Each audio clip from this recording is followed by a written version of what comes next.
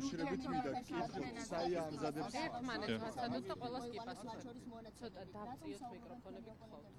არაბიზაციაზე მაშინ როცა თქვენ აღნიშნეთ რომ საუდის არაბეთიდან და ქუვეითიდან ფაქტობრივად ქვეყანას არ ყავს მიგრანტები. რა არის მიზანი? იყო qalbi კამპანიები, მათ შორის ხელოვნური ინტელექტის მეშვეობით კეთდებოდა ვიდეოები არაბ თითქოს არალეგალ თუ ლეგალ მიგრანტებთან დაკავშირებით და ასე შემდეგ იყო მიზანმიმართული კამპანია.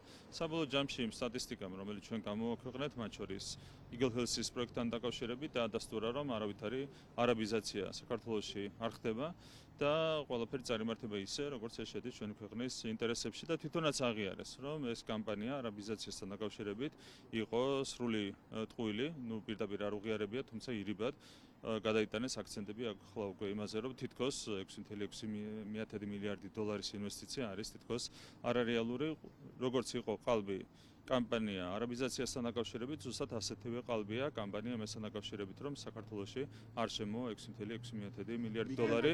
რა თქმა უნდა, ეს ინვესტიცია განხორციელდება ჩვენს ქვეყანაში, რაც კიდევ ერთხელ გაიმეორებ ჩვენს ქვეყანას მოუტანს ეკონომიკური კუთხით დამატებით 11 მილიარდ დოლარს და სახელმწიფო ბიუჯეტს შემდეგი 10 წლის განმავლობაში საშუალოდ წელიწადში 700 მილიონ ლარს.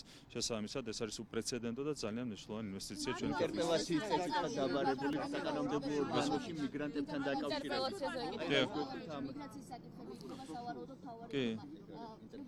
ამ თემით დაინტერესდა პარლამენტის საპარლამენტო უმრავლესობას და მე მზად ვარ, რომ კიდევ უფრო მეტი დეტალი შესახებ გავუზიარო ინფორმაცია პარლამენტის წევრებს და რა თქმა უნდა მომზადებული მივალთ საქართველოს პარლამენტში. კამიტთან დაკავშირებით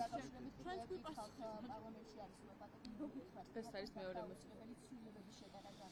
ბევრი ამის დაზუსტება იყო მნიშვნელოვანი და აუცილებელი, გამომდინარე იქიდან, რომ კონკრეტული ადამიანები ცდილობენ ხვრელების პოვნას არსებულ კანონმდებლობაში და ასეთი გზით საქართველოში პოლიტიკური პროცესების დაფინანსებას. რა თქმა უნდა, ქვეყნის გარედან საქართველოში პოლიტიკა არ უნდა ფინანსდებოდეს და ზუსტად ამ იდეას ემსახურება ის კანონპროექტების პაკეტი, რომელიც დაინიცირდა პარლამენტში და რომელსაც იღებს საქართველოს პარლამენტი. ირაკლი, კამიტთან დაკავშირებით მინდა კითხოთ, გამოგონილი ამბიდან გაქრა რატომღაც სიტყვები ქიმიური იარაღი, კამიტი არა და საი ამზადებს სარჩელს, საიდანაც საერთოდ სადაც ვეღარ ხვდებით ამ სიტყვებს, სად გაქრა ის სიტყვები, რომელთაც სპეკულირებდნენ ამ. გასაგებია რატომაც ყველამ დაინახა, რომ BBC-ში გავრცელებული ეს ინფორმაცია იყო სრული სიცრუე, სამარცხვინო ტყუილი. აქედან გამომდინარე, მათ უკვე მოუწიათ ამ ტყუილის აღიარება და შესაბამისად არ ხვდებით კონკრეტულ სარჩელშიც არავითარ, ასე ვთქვათ, მინიშნებას კამიტთან დაკავშირებით. ეს იყო სამარცხვინო პროპაგანდისტული სიუჟეტი, რომელიც მოამზადა ტელეკომპანია BBC-მ, რომელიც თავის დროზე გამოირჩეოდა მაღალი რეპუტაციით, საერთოდ არ აინტერესებთ არც BBC-ის რეპუტაცია და არც არაფერი, ჩვეულებრივად ზად არიან ნებისმიერი უხეში სიცრუე და ტყუილი გაავრცელონ BBC-ის ეთერით, თუ ხედავენ ამის პოლიტიკური უკვე უთხარით. დეკემბრიდან 3 უბრალოდ 30 ნოემბრიდან 3 დეკემბრის ჩათვლით რა ნივთიერება იყო შერეული სახელმწიფო უსაფრთხოების სამსახურმა დეტალური ინფორმაცია გაავრცელა მასთან დაკავშირებით თუ რა ნივთიერებებს შეიცავდა სახელმწიფო უსაფრთხოების სამსახურმა ჩაატარა ბრიფინგი გასაჯაროვდა ჩანაწერის პოლიციის შესახებ კანონში 10.02 რეგულაციის შესაბამისად რომ წყლის ჭაობთან ერთად არ იყოს გამოყენებული ცრემლდენი გაზი და ასევე სხვა ნივთიერება. რატომ ამოიღეთ ეს თავის დროზე და რატომ უნდა ენდოს ქართველი ხალხი მაგალითად სახელმწიფო უსაფრთხოების სამსახურის 5 დღეში ჩატარებულ გამოძიებას და ერთ ნივთიერებაზე საუბარს, რომელიც იყო ბოლო 2 დღის განმავლობაში გამოყენებული მხოლოდ. ანუ წინა დღეებში როცა ყველაზე მძიმე დარბევა მიმდინარეობდა, მაშინ ნივთიერება იყო გამოყენებული არ არის. პირველი ის რომ საზოგადოებისთვის არ არის ცნობილი ინფორმაცია ნივთიერების შესახებ ეს არის ტყუილი, იმიტომ რომ სახელმწიფო უსაფრთხოების სამსახურმა ჩაატარა ბრიფინგი და დეტალურად გააცნო ეს ინფორმაცია საზოგადოებას. ეს არის კი. სახელმწიფო უსაფრთხოების სამსახურმა წარუდგენა შესაბამისი ინფორმაცია საზოგადოებას. ეს ერთი. მეორე, ცრემლდენი საშუალებების გამოყენება, ეს არის მიღებული საერთაშორისო პრაქტიკა. ძალიან ბევრ ქვეყანაში, ძალიან ბევრ დემოკრატიულ ქვეყანაში, ევროპის ქვეყნებში არის მიღებული პრაქტიკა. დანარჩენი ქვეყნების მიხედვით ასევე შეგვიძლია წარმოგიდგენოთ ინფორმაცია, მაგრამ ცრემლამდე გაზის გამოყენება ეს არის საერთაშორისოდ მიღებული პრაქტიკა. აქედან გამომდინარე, მათ შორის ტრიქლორეთილენზეც არის კითხვა, რაც BBC-ს სიუჟეტშიც გავრცელდა და კითხვები არსებობს ამის შესახებ. შემრევად იყო თუ არა გამოყენებული ნეიროტოქსიური ნივთიერება ტრიქლორეთილენი ბატონო ირაკლი. ყველაფერთან დაკავშირებით სახელმწიფო უსაფრთხოების სამსახურმა გავრცელა ინფორმაცია და რაც მთავარია. ძალიან მკაფიოდ ითქვა, რომ არც ერთი აკრძალული ნივთიერება, საერთაშორისო დონეზე აკრძალული არც ერთი ნივთიერება არ ყოფილა გამოყენებული შეკრების დაშლის დროს. ეს არის ძალიან მკაფიო ინფორმაცია, რომელიც გავრცელა სახელმწიფო უსაფრთხოების სამსახურმა. ყველაფერი დანარჩენი არის BBC-ს და სხვების წყვილები.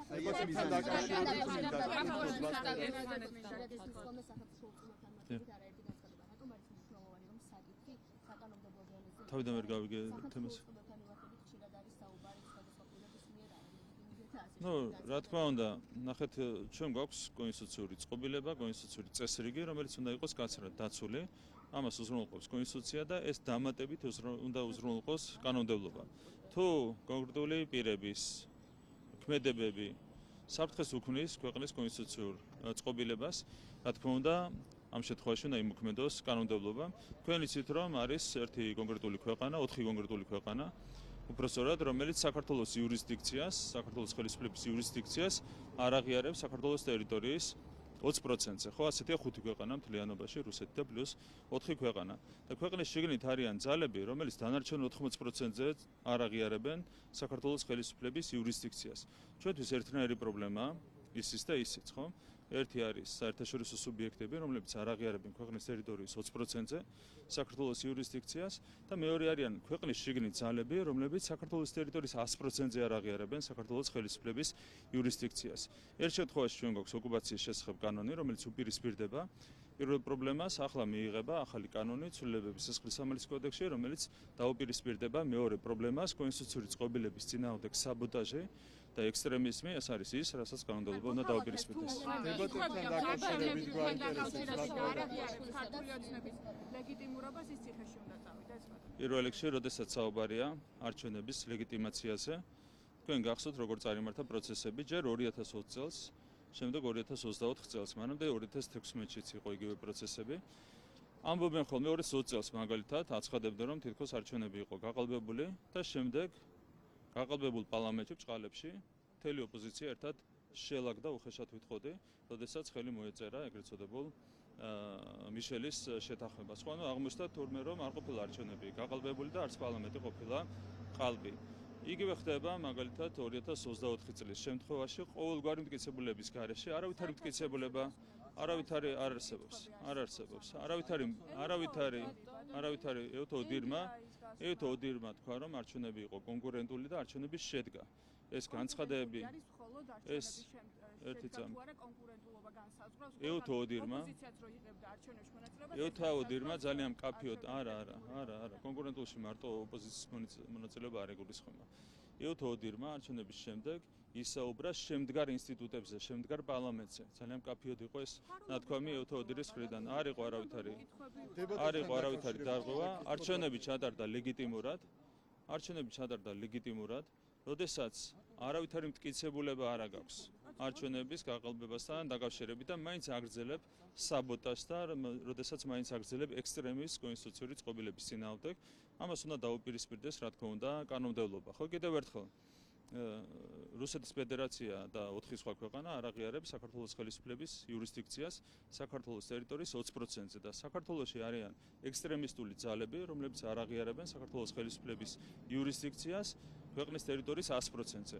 ჩვენ უპირისპირდებით ერთსაც და მეორესაც. ერთ შემთხვევაში უპირისპირდებით ოკუპაციის შესახებ კანონით და მეორე შემთხვევაში უპირისპირდებით ექსტრემიზმის შესახებ ჩანაწერით სისხლისამართლის კოდექსში.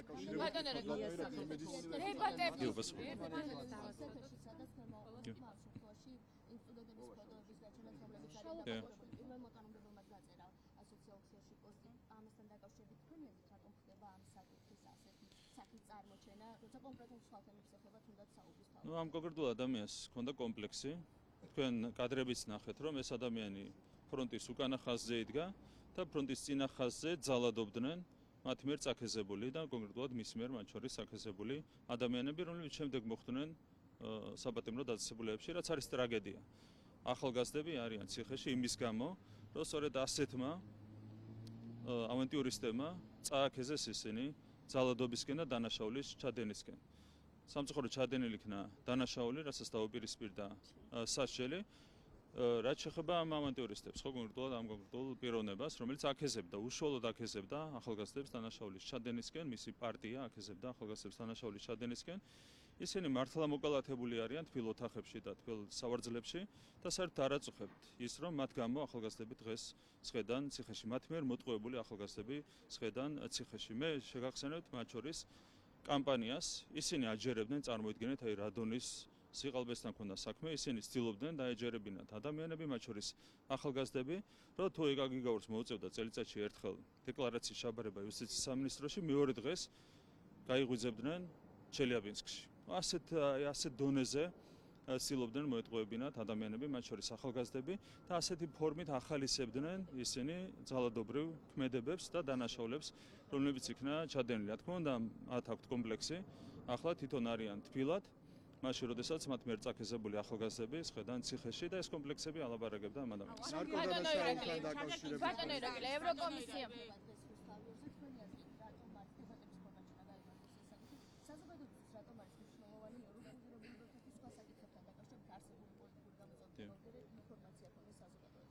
ну ჩვენ არ საუბრობთ როგორც ხელისუფლება, რა თქმა უნდა, კურსის სრულიების შესაძლებლობაზე, ხო? ჩვენ კონსტიტუციაში გვაქვს ჩაწერილი, ეს გააკეთა ჩვენმა ხელისუფლებამ, რომ ევროინტეგრაცია არის ჩვენი კონსტიტუციური ამოცანა. ამასთან ერთად, რა თქმა უნდა, ყველა თემასთან დაკავშირებით პლუს მინუსები შეიძლება იყოს განხილული, ხო? მათ შორის განსაკუთრებით იმ ყალბი კამპანიების ფონზე, რომლებიც წარიმართება, საზოგადოებას აჯერებენ, მაგალითად, აი როგორც ერთი ტყუილი იყო, ხო, რომ ეკაგიგაური წარადგენდა წელიწადში ერთხელ დეკლარაციას და ხვალ ვიღვიძებდით ჩელიაბინსკში, ასევე ატყუებენ ადამიანს, რომ ევროკავშირის წევრი თუ გახდებით, ხვალ გავიღვიძებთ ბრიუსელში, მაგალითად ან ბერლინში, ხო? ანუ ესეც ჩვეულებრივი ტყუილია, ხო? ასევე ადამიანებს ეუბნებიან, კლიპებს ავრცელებენ იმასთან დაკავშირებით, რომ მაგალითად მას შემდეგ რაც პირობითად ესტონეთი გახდა ევროკავშირის წევრი, ესტონეთის ეკონომიკა გაიზარდა მაგალითად ორჯერ და შემდეგ. თქვენ რო ნახოთ 2003 წლის შემდეგ, 2003 წელს გაწევრიანდა თუ არ ვცდები ესტონეთი მაგალითად ევროკავშირში, რო შეადაროთ თქვენ ეკონომიკური ზრდა ესტონეთის, ლიტვის, ლატვიის, პოლონეთის და შემდეგ, რო აიღოთ საქართველოს ეკონომიკური ზრდა იმ მომენტიდან დღემდე საქართველოში ეკონომიკა უფრო მეტად გაიზარდა ვიდრე ევროკავშირში გაწევრიანებულ ქვეყნებში, ხო? ასეთი რაღაცეებით არ შეიძლება მანიპულირება და არ შეიძლება ჭარბი ემოციების გამოწვევა საზოგადოებაში, ყალბი, რა თქმა უნდა, პლუს მინუსებთან დაკავშირებით ჩვენ არა დებატების საგანი არ არის იმის გადახედვა, რაც წერია კონსტიტუციაში. ეს არ არის მიზანი. არა, რა თქმა უნდა. მაგას არ ნიშნავს. უბრალოდ მაგალითად ეს დებატები ადამიანებს მისცემს იმის თქმის საშუალებას, მაგალითად, რომ ეს გავრცელებული ინფორმაცია პირობითად ეკონომიკასთან დაკავშირებით არის სრული სიყალბე. და ამის ცდილობენ ადამიანებში ჭარბი, ასე ვთქვათ, ემოციების გამოწვევას იმისათვის, რომ ეს ჭარბი ემოციები შემდეგ საკუთარი ქვეყნის წინააღმდეგ მიმართონ. ხო, ეს არასწორია. ამიტომ ზუსტად უნდა გაიგოს საზოგადოებამ ჭარბი მოლოდინები რო არ შეიქმნას, რა შედეგებს იწვევს ეკონომიკური კუთხით, მაგალითად ევროინტეგრაცია, რა პლუსები და მინუსები აქვს. სხვა თვალსაზრისით რა პლუს მინუსები აქვს ევროინტეგრაციას, ამასთან დაკავშირებით მსჯელობა არის რა თქმა უნდა აბსოლუტურად მიზეზი.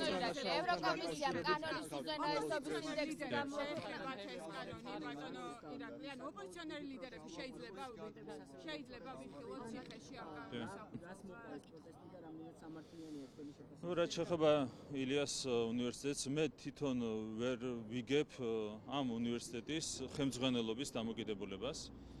რაზეც ყურადღება გავამახვილე მათ შორის იმ დებატების დროს, რომელიც გაიმართა, ილიას უნივერსიტეტი ყველაფერს რო თავი დავანებოთ, არის სახელმწიფო უნივერსიტეტი და ასეთ დროს პოლიტიკური განცხადებებით არ შეიძლება გამოდიოდეს უნივერსიტეტის ხელმძღვანელობა მით უმეტეს, ხო, ზოგადად არ შეიძლება პოლიტიზებული იყოს არც ერთი უნივერსიტეტი, არც კერძო, არც სახელმწიფო, მაგრამ როდესაც პოლიტიკური მაგალითად, როდესაც გამოდის უნივერსიტეტის ხელმძღვანელი და საუბრობს იმაზე, რომ ქართულმა ოცნებამ შექმნა კონცეფცია, ხო? ანუ ხელისუფლებას, ანუ ზუსტად იგივე, ასე ვთქვათ, ლექსიკას მიყვება, რასაც მიყვება რადიკალური ოპოზიცია. ხო, შეიძლება ასეთ რამეს აკეთებდეს სახელმწიფო უნივერსიტეტის ხელმძღვანელობა. ხო, ისინი არ უნდა შედიოდნენ პოლიტიკურ, ასე ვთქვათ, პროცესებში, მათი სურვილი უნდა იყოს საგნობრივი მსჯელობა ყველა თემასთან დაკავშირებით, რაც მე პირადად შევთავაზე უნივერსიტეტის ხელმძღვანელს, უნივერსიტეტის რექტორს, 2 დღეში წავიდნენ და საპროტესტო აქცია გამართეს უშუალოდ უნივერსიტეტის ხელმძღვანელობის ლიდერობით ილიას სახელმწიფო უნივერსიტეტში. ეს არ არის ჯანსაღი დამოკიდებულება, ასეთი დამოკიდებულებით პროცესები სწორი მიმართულებით ვერ განვითარდება. ჩვენ გვაქვს კონცეფცია, ეს კონცეფცია ეფუძნება კონკრეტულ არგუმენტებს. და თქვენ იხილეთ ალბათ დებატები და ნახავდით, რომ ვერც ერთი არგუმენტი ვერ წარმოადგენს იმ კონცეფციის წინააღმდეგ, რომელიც ჩვენ შევიმუშავეთ. და ძალიან მარტივად რა განსხვავებაა დასკვნასა და არგუმენტს შორის, ხო? დასკვნას არსებითად დაესმის კითხვა რა. ანუ ისინი ამბობდნენ რას ფიქრობენ გავიგეთ, ანუ რა გავიგეთ. ფიქრობენ იმას, რომ არ მოწონთ კონცეფცია. და რაც შეეხება არგუმენტს დაესმის კითხვა რატომ. და ეს რატომ ვეღარ გავიგეთ. ანუ არ მოწონთ გავიგეთ, მაგრამ რატომ არ მოწონთ ვერ გავიგეთ. შესაბამისად, ასეთ პირობებში, რა თქმა უნდა, დისკუსიის გაგრძელებას აზრი არ აქვს. როდესაც ვერც ერთი არგუმენტი ვერ მოგაქვს კონცეფციის წინააღმდეგ, კონცეფციის კონკრეტული პუნქტების წინააღმდეგ 2 საათი ქონდა ამის შესაძლებლობა და ვერც ერთი არგუმენტი ვერ მოიტანე. ასეთ პირობებში, რა თქმა უნდა, რთულია დისკუსიის გაგრძელება. ჩვენ მზად ვართ ნებისმიერი უნივერსიტეტის შემთხვევაში იქნება ეს TSU, ტექნიკური, ილიას უნივერსიტეტი, სამედიცინო, კერძო უნივერსიტეტები, ნებისმიერი უნივერსიტეტის შემთხვევაში ჩვენ მზად ვართ მოვისმინოთ არგუმენტები, შევიდეთ ჯანსაღ დისკუსიაში თუ ამის მზაობას დავინახოთ. არ თუ მოვისმენთ არა, უნდა დაგვარწმუნონ, ნახეთ. აი თუ დაგარწმუნეთ. კი, რა თქმა უნდა. ნახეთ, ჩვენ გვქონდა შეხვედრა ტექნიკური უნივერსიტეტის ხელმძღვანელობასთან და შეიძლება იმ დისკუსიაში რაღაცას დავეთანხმეთ, რაღაცას არ დავეთანხმეთ, მაგრამ მთლიანობაში ჩვენ ჩამოგვიყალიბდა განცდა და შესაბამისად გამოვიტანეთ დასკვნა, რომ ამ კონკრეტულ მომენტში და ზოგადად არ იყო მიზანშეწონილი TSU-ს და ტექნიკური უნივერსიტეტის გაერთიანება და მივიღეთ ეს გადაწყვეტილება. როდესაც მოვისმინეთ არგუმენტები, კიდევ ერთხელ რაღაცა შეიძლება იქ ვეთანხმებოდეთ, რაღაცას არა. მაგრამ საბოლოო ჯამში მთლიანობაში დაგვრჩა ეს განცდა და გამოვიტანეთ ეს დასკვნა, რომ TSU-ს და ტექნიკური უნივერსიტეტის გაერთიანება აღარ იყო მიზანშეწონილი. ხო, ეს არის ჯანსაღი დისკუსიის შედეგი. არგუმენტები, მაგალითად, ილიას შემთხვევაში შესაძლოა გადახედოთ იმას, რომ 92% პროგრამების მათ არსებული რეფორმით ეწევათ. ნახეთ, პირველ რიგში 2 საათი ქონდათ საშუალება წარმოედგინათ არგუმენტები, არც ერთი არგუმენტი მთლიანობაში ამ პრინციპთან დაკავშირებით. ხო, ჩვენ წარვადგენთ მარტივი პრინციპი, ერთი ქალაქი, ერთი ფაკულტეტი და არგუმენტი წარვადგენთ ამასთან დაკავშირებით, ჩვენ გვაქვს მწირი რესურსები და მწირი რესურსები საჭიროებს ოპტიმალურ გამოყენებას. არ შეიძლება კიდევ ერთხელ მარტივად რო ვთქვათ, 64 ფეხბურთის გუნდი ყავდეს, როდესაც ყავს სულ 15 საშუალო ან მაღალი დონის ფეხბურთელი. ხო, არ შეიძლება 64 გუნდით გამოხვიდე, ასეთ შემთხვევაში ვერც ერთ თამაშს ვერ მოიგებ საერთაშორისო ტურნირებზე, ხო? მწიერ რესურსებს სჭირდება ოპტიმალური გამოყენება. მე დღემდე არ მომისმენია არც ერთი არგუმენტი, არც საჯარო სივრცეში, არც გუშინწინდელ დებატებზე იმასთან დაკავშირებით, თუ რატომ შეიძლება გამოიყენო არაოპტიმალურად ძალიან მწირი რესურსები, ხო? წარმოადგინონ არგუმენტები ყველაფერთან დაკავშირებით თუმცა. ბატონო ირაკლი, ევროკომისიამ არაღიარების ბატონო ირაკლი. მნიშვნელოვანია ეს საკითხი. ბატონო კრიმინალიზებას როცა მსჯელობს პარლამენტი, ეს ცვლილებები აი თუ დაკანონდა საბოლოო ჯამში, ანუ ოპოზიციონერ ლიდერებსაც შეეხება. სისხლის სამართლებრივი ნორმები არ განარჩევს პოლიტიკოსებს და არაპოლიტიკოსებს. აქ საუბარია საქართველოს მოქალაქეებზე, რომლებიც შესაბამის ქმედებას ჩადიან, შესაბამისად ბუნებრივია დისკრიმინაციული ვერ იქნება სისხლის სამართლის ნორმა და ეს ერთმანეთისგან ვერ განასხვავებს პოლიტიკოსს და არაპოლიტიკოსს. მაგალითად, ცალმე ზურაბიშვილი რომ ამბობს, რომ დღევანდელი ხელისუფლება არის არალეგიტიმური, შეიძლება ციხეში წავიდეს. მე ვერც ერთ გვარზე ვერაფერს გეტყვით, გვარებთან დაკავშირებით გადაწყვეტილებებს იღებს როგორც მოგეხსენებათ შესაბამისი უწყება, საბოლოო ჯამში გადაწყვეტილებას იღებს ბატონო ირაკლი, ევროკომისიამ კანონის უზენაესობის ინდექსი გამოაქვეყნა, სადაც საქართველოს აღმოსავლეთ ევროპის და ცენტრალური აზიის რეგიონში პირველ ადგილას გავიდა. როგორი არის თქვენი შეფასება, რამ განაპირობა აღნიშნული მაჩვენებელი? ჩვენ ხშირად გვითქვამს, რომ სადაც ობიექტურ გარემოებებს, ფაქტებს, არგუმენტებს ეფუძნება შეფასებები, ყველგან გვაქვს მოწინავე პოზიციები და ლიდერის პოზიციები და აქაც ბუნებრივია გასაკვირი არ არის. კანონის უზენაესობა საქართველოში არის რეგიონში ყველაზე მეტად დაცული, გაინდად ქვეყნებს შორის საქართველოს არის მოწინავე და ლიდერი ქვეყანა, ეს არის უტყუარი ჭეშმარიტება, რომელიც არის ასახული ობიექტურ დასკვნებში. და ამისგან განსხვავდება ხოლმე უხეში პოლიტიკურად მოტივირებული განცხადებები, რასაც აკეთებენ ხოლმე პოლიტიკოსები და კონკრეტული ბიუროკრატები. ეს არის სტანდარტული შემთხვევები, რასაც ხშირად ხედავთ და ეს არის ორმაგი სტანდარტი, რასაც აჩვენებს ევროკავშირის ბიუროკრატია. ნარკოდანაშაულთან დაკავშირებით მაინტერესებს ბატონო ირაკლი, მნიშვნელოვანია სახელმწიფოს. მოკლედ, მარკო რუბიომ აღნიშნა მაკაბოჭოლიშვილი ამბობს, რომ სახელმწიფო დეპარტამენტში უკვე დაყენებულია საქართველოს საკითხი, რომ გადაიტვირთოს არსებული მოცემულობა. სად ესაუბრა მაკაბოჭოლიშვილი მარკო რუბიოს, ხომ არ გაქვთ ეს ინფორმაცია და უფრო მეტ დეტალს ხომ არ გვეუბნებით? საუბარი შედგა მილანში, იღების ფარგლებში.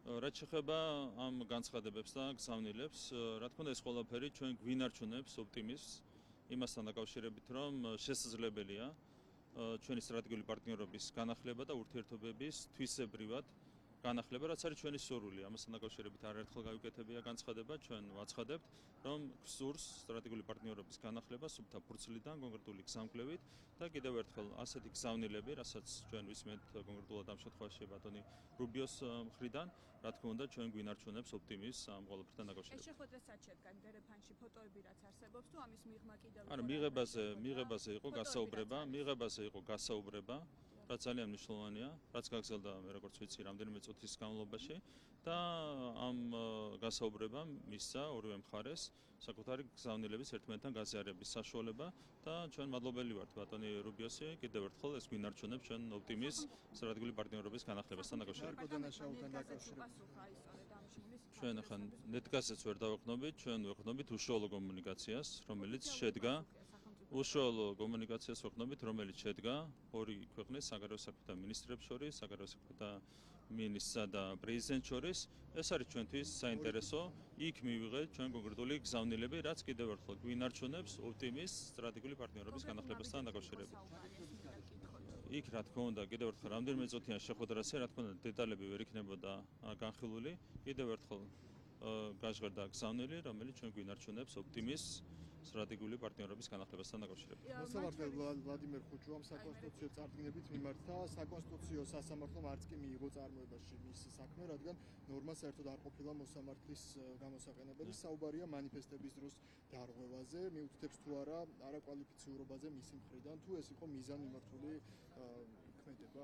ჩემ მხრიდან უბრალოდ არასწორი იქნება მოსამართლის ქმედების შეფასება, ალბათ საზოგადოება განშლის თავად თუ რას ეფუძნებოდა საბოლოო ჯამში ის შედეგი, რომელიც დადგა. და ასევე კითხავთ ნარკოდანაშაულთან დაკავშირებით, ერთ-ერთი მთავარი პრიორიტეტია ხელისუფლების, მხოლოდ დღეს 7 საქმე გახსნა შინაგან საქმეთა სამინისტრომ, როგორ აფასებთ სამინისტროს მუშაობას და ზოგადად მნიშვნელობაც რომ გითხრათ ამ საკითხს. მე კიდევ ერთხელ მინდა ვესარგებლო შემთხვევით და ყველა მიმართულებით საქმიანობის თვისებრივად გააქტიურებისთვის მინდა გადავხადო მადლობა შინაგან საქმეთა მინისტრს პირადად ბატონ გეგა გელაძეს და მთლიანად სამინისტროს შემადგენლობას, მინისტრის მოადგილეებს, სამინისტროს თელ შემადგენლობას. ყველა მიმართულებით არის გააქტიურებული მუშაობა. დღეს კიდევ ერთხელ ჩვენ გავხსენით დავათვალიერეთ უпроსორად მიგრაციის დეპარტამენტის ახალი შენობა და კიდევ ერთხელ აქაც გავიხსენებ სტატისტიკას, რომ გასული 10 წლის განმავლობაში რამდენი არალეგალი მიგრანტიც იყო გაძევებული, იმდენი გააძევა მარტო გასული 12 თვის განმავლობაში შინაგან საქმეთა სამინისტრომ. ასევე ნარკოტიკების მიმართულებით თქვენ მოგეხსენებათ, რომ რადიკალურად არის შეცვლილი სტატისტიკა და რამდენიმე ასეული ნარკორეალიზატორი იქნა დაკავებული და დაბატიმრებული მხოლოდ ამ რამდენიმე თვის განმავლობაში, რამაც უკვე რადიკალურად შეამცირა ნარკოტიკების რეალიზაცია ჩვენს ქვეყანაში და ხელმისაწვდომობა შეზღუდა ნარკოტიკებზე, რაც არის ძალიან მნიშვნელოვანი. ორგანიზებული დანაშაული აქაც პირველივე თვეებში უკვე, როდესაც დაინიშნა თანამდებობაზე ბატონი გეგა გელაძე, თვისებრივად გააქტიურდა მუშაობა. მძიმე ვითარება იყო, მათ შორის თბილისში.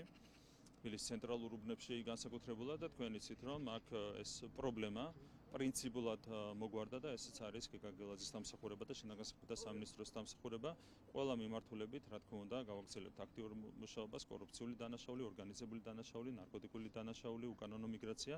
ყველა მიმართულებით გვაქვს უკვე განსაკუთრებული გამორჩეული შედეგები მთელი ამ ბოლო თვეების განმავლობაში და კიდევ უფრო მეტი შედეგების მიღწევა გვინდა მომდევნო პერიოდში. ორ ამბავზე მეკითხოთ, შეიძლება ბატონი რიგი, პირველ რიგში რუსეთიდან ისევ მოდის სიგნალები და მზაობა იმის შესახებ, რომ დიპლომატიური ურთიერთობები სანქციების აღდგენისთვის მზად არიან. რამე კომუნიკაცია ხომ არ ყოფილა არაოფიციალური თუნდაც, მათ შორის ჩვენ გვახსოვს 2 დღის წინ ვიცე-პრემიერის განცხადებაც, რომ რკინიგზის აღდგენაზე მიმდინარეობს ჯელობა. ჩვენ არ ქონია ამასთან დაკავშირებით კომუნიკაცია, ეს შემიძლია გითხრათ. Ну, დანარჩენი არ ვიცი. ჩვენ კომუნიკაცია, ჩვენ არ ქონია. რკინიგზის აღდგენა აფხაზეთის გავლით ამის ჩვენ არ ქონია ამასთან დაკავშირებით კომუნიკაცია. თუ რაიმე სიახლე იქნება მიმართულებით, ჩვენ თვითონ წარუდგენთ შესაბამის ინფორმაციას საზოგადოებას. დანიშნეთ სექციის ხელმძღვანელად, რა პრინციპით შეირჩა ის ამ თანამდებობაზე, მას არც დიპლომატიური გამოცდილება აქვს არაფერი, რატომ მიიღეთ ეს საკადრო? გამოცდილი ადამიანია, მინისტრი იყო განათლების მინისტრი, არის ზოგადად გამოცდილი ადამიანი და მიიღეთ შესაბამის გადაწყვეტილება. არის ასეთი შემთხვევები მთელ სოფლიოშია, თქვენ იცით რომ არსებობს პოლიტიკური წესით ელჩის ან ელჩთან გათანაბრებული პირის გამწესების პრაქტიკა და არსებობს არაპოლიტიკური ნიშნით. მისია არის ის მისია არის ოფიციალური, არის ოფიციალური მისია რაც არის. თქვენ იცით რომ ჩვენ გვაქვს სავაჭრო ეკონომიკური ურთიერთობები, არ გვაქვს დიპლომატიური ურთიერთობები. ამ მოცემულობის გათვალისწინებით იმუშავებს ბუნებრივია სექცია რუსეთის ფედერაციაში.